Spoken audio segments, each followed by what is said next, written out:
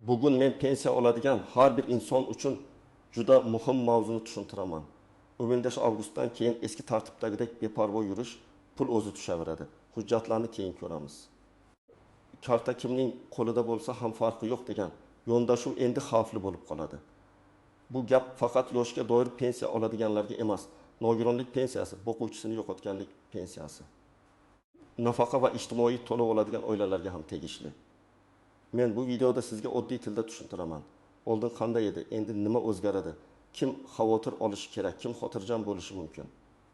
Qaysi xatolar pensiya to'xtab qolishiga yoki ortiqcha to'langan pulni qaytarishga olib kelishi mumkin? Ma'lumot juda muhim.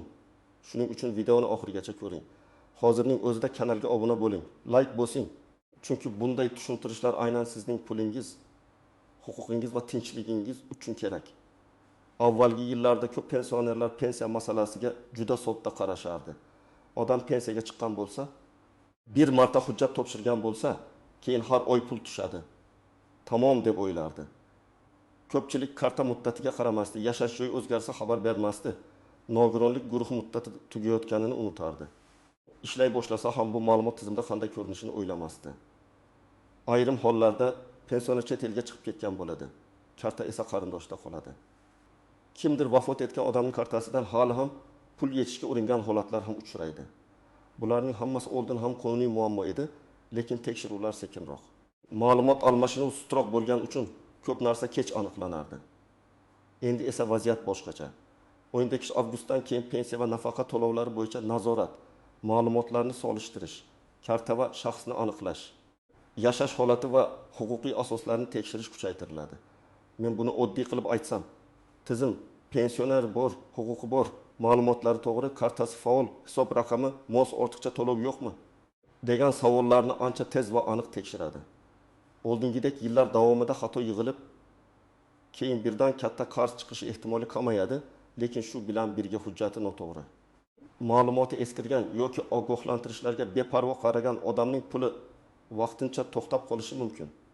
Bu yerda eng muhim narsani aytaman. Pensiya bekor qilinyapti, hammadan pul olib qo'yiladi degan gaplarga ishonmang. Gap pensiya huquqi bor odamning pulini tartibli, aniq va qonuniy to'lash haqida ketmoqda.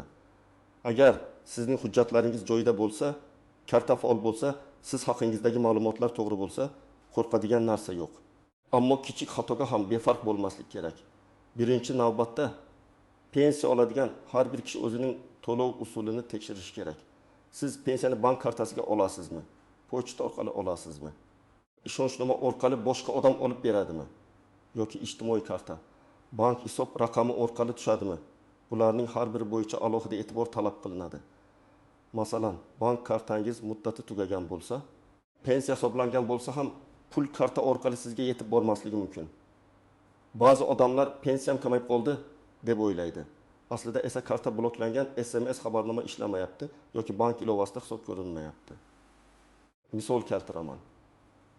Toshkent viloyatida yashaydigan 17 yoshli opahar oy 1.2 million so'm pensiya oladi.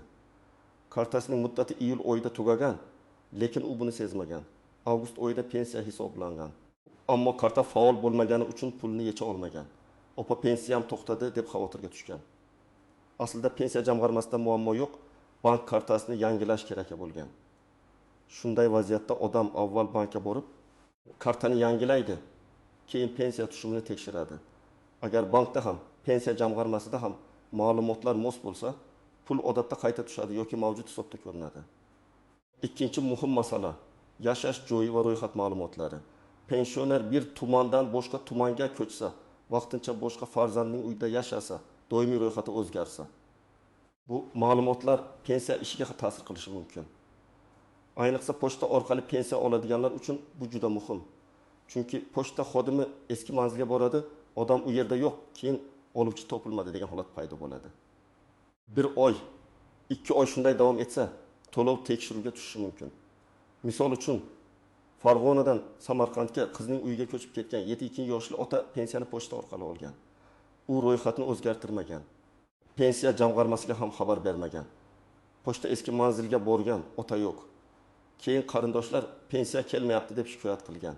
Aslida tizim pulni noqonuniy to'xtatgani yo'q. Oluvchining manzili bo'yicha aniqlik kerak bo'lgan. Bunday holatda odam yangi yashash joyidagi pensiya jamg'armasi bo'limiga murojaat qiladi. Pasport yoki ID karta, ro'yxat ma'lumoti va pensiya hujjatlari bilan ishni ko'chirish yoki to'lov usulini o'zgartirishni so'raydi. Uchinchi masala nogironlik pensiyasi va muddatli nafaqalar. Bu yerda odamlar eng ko'p xato qiladi. Nogironlik guruhi ba'zan muddatsiz belgilanadi, ba'zan esa ma'lum muddatga beriladi. Agar tibbiy ko'rik muddati tugasa va odam qayta ko'rikdan o'tmasa, to'lov davom etmay qolishi mumkin. Bu jazolash emas. Huquqni tasdiqlash tartibi. Kimning nogironligi muddatsiz bo'lsa, u boshqa. Lekin muddatli hujjat bilan pensiya olayotgan kishi sonlarini nazorat qilishi shart.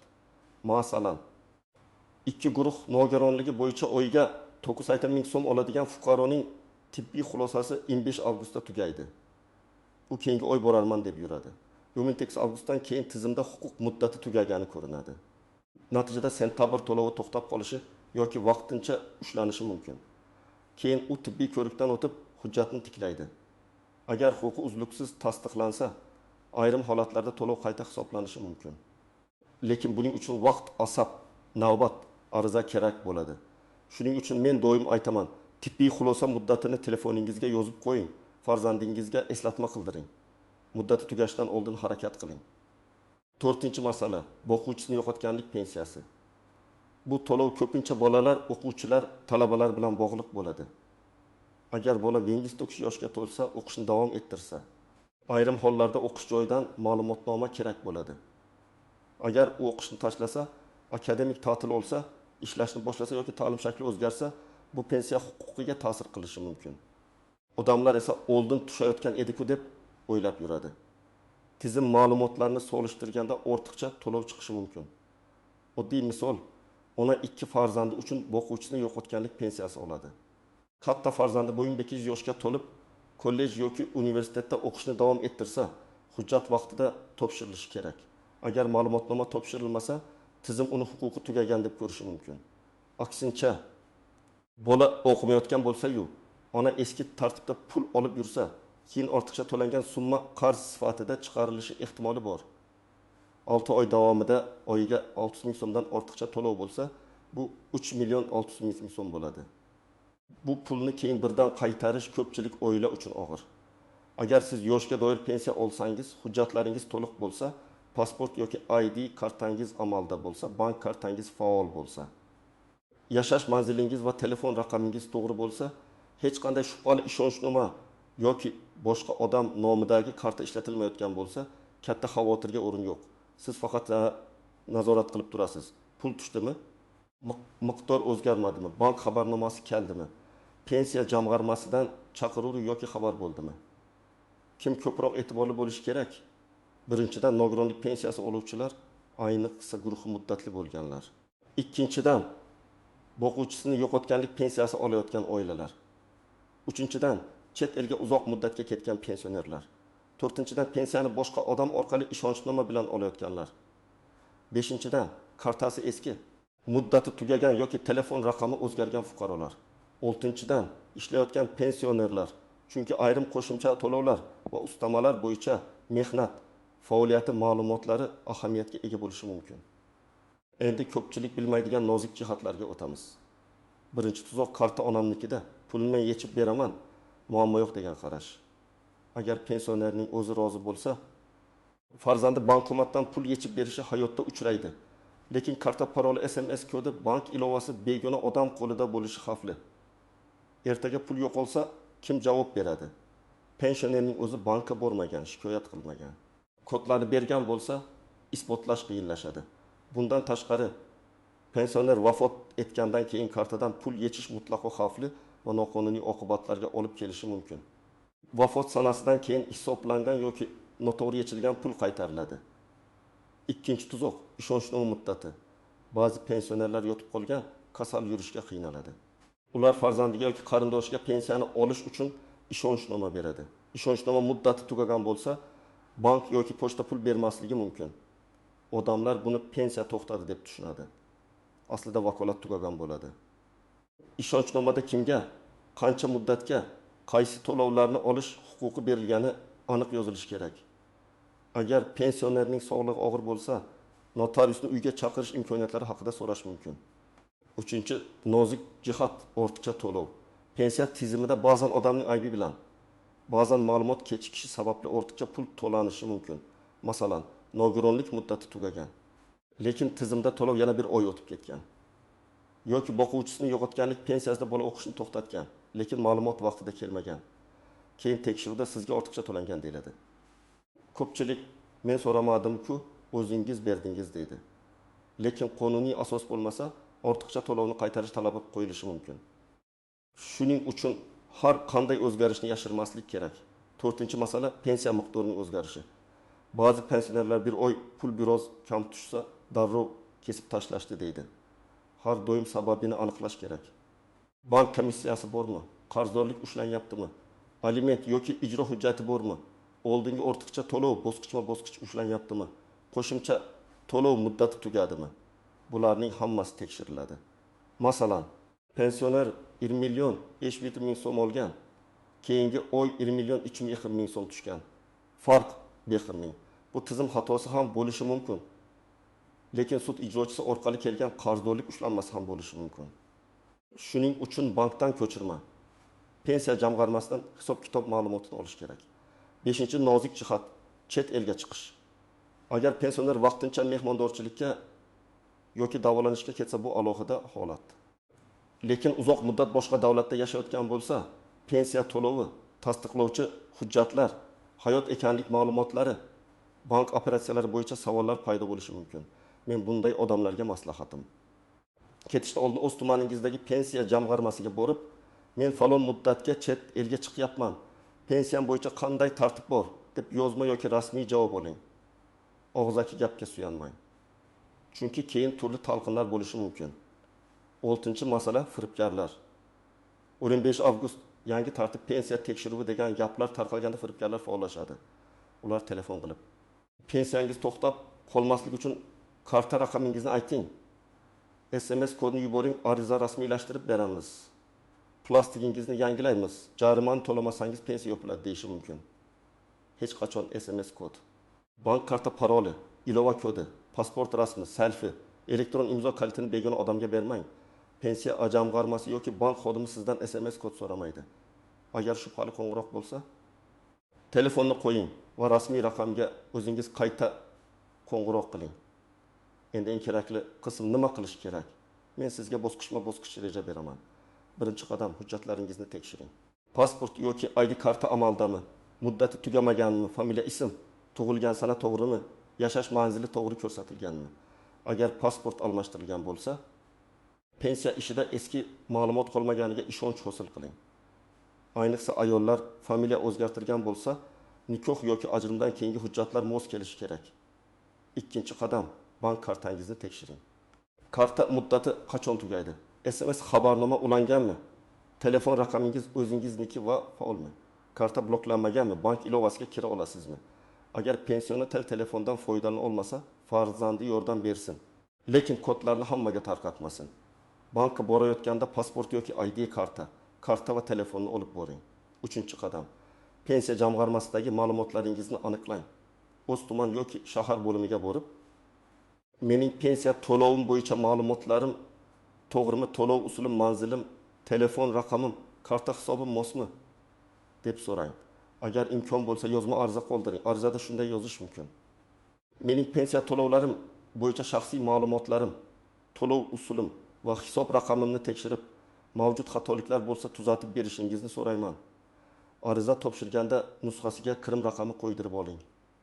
4-qadam, agar nogironlik pensiyasi olsangiz, tibbiy xulosa muddatini alohida tekshiring. Hujjat qachon tugaydi? Qayta ko'rik qachon? Qaysi poliklinika yoki tibbiy komissiyaga borish kerak? Bularni oldindan aniqlang. Qo'lingizda eski xulosalar, kasallik tarixi, shifokor ko'rsatmalari, tahlillar bo'lsin. Oxirgi kunga qoldirmang, chunki navbat, tahlil, komissiya va hujjat almashinuvi vaqt oladi. 5-qadam. Boquvchisini yo'qotganlik pensiyasi bo'lsa, farzandlarning yoshi va o'qish holatini tekshiring. 15 yoshga to'lgan bola o'qiyaptimi? Qaysi ta'lim muassasasida? Kunduzgi shakldami? Ma'lumotnoma kerakmi? Bularni aniqlang. O'qish joyidan rasmiy ma'lumotnoma oling. Unda talabaning familiyasi, tug'ilgan sanasi, o'qish shakli, kursi va ta'lim muddati aniq yozilgan bo'lsin. Oltinchi qadam, ishonchnoma bilan pensiya olinayotgan bo'lsa, uning muddatini tekshiring. Ishonchnoma tugagan bo'lsa, yangilang. Pensionerning o'zi imzo qo'ya olmasa yoki uyidan chiqa olmasa, notarial tartib bo'yicha uyga chaqirish, tibbiy ma'lumotnoma yoki boshqa qonuniy yo'llarni so'rang. Hech qachon og'zaki ruxsat bor deb karta va pul masalasini yuritmang. 7-qadam, har oy tushgan pulni yozib boring.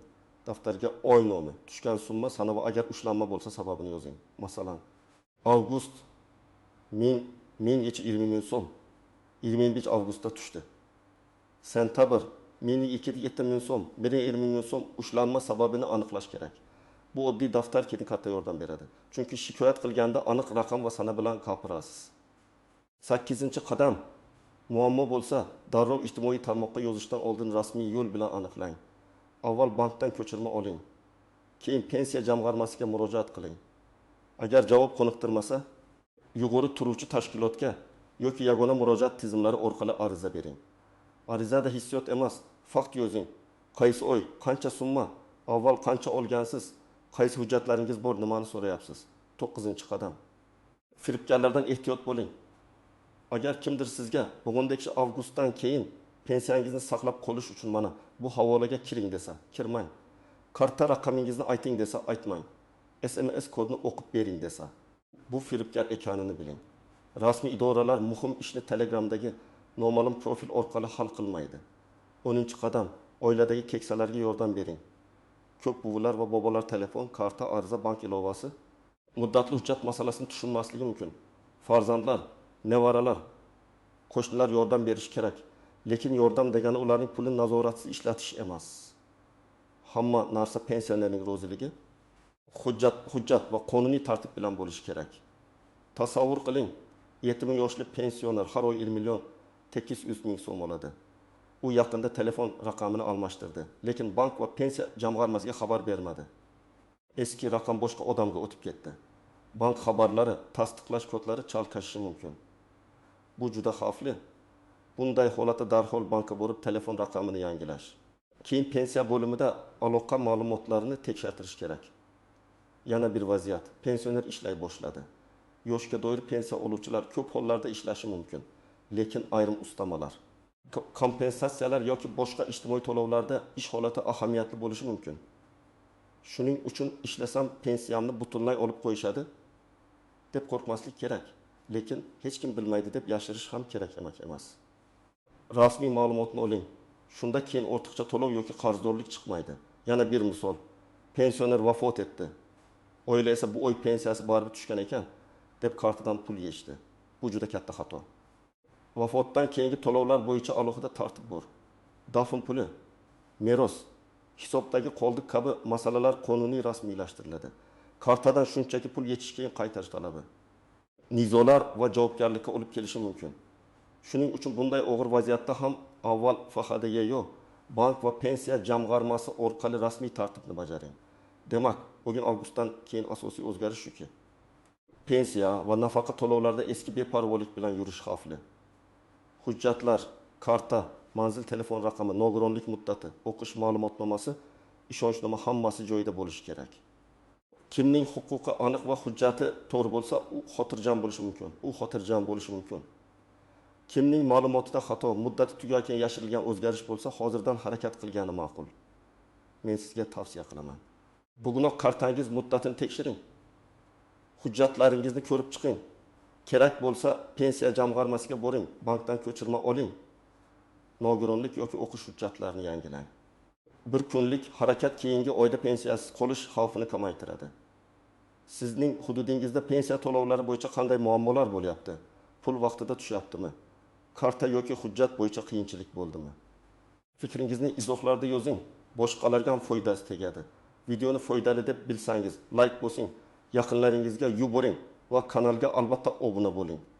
Men esa siz uchun pensiya, nafaqa, imtiyoz va qonuniy huquqlar bo'yicha eng muhim ma'lumotlarni oddiy tilda tushuntirishda davom etaman.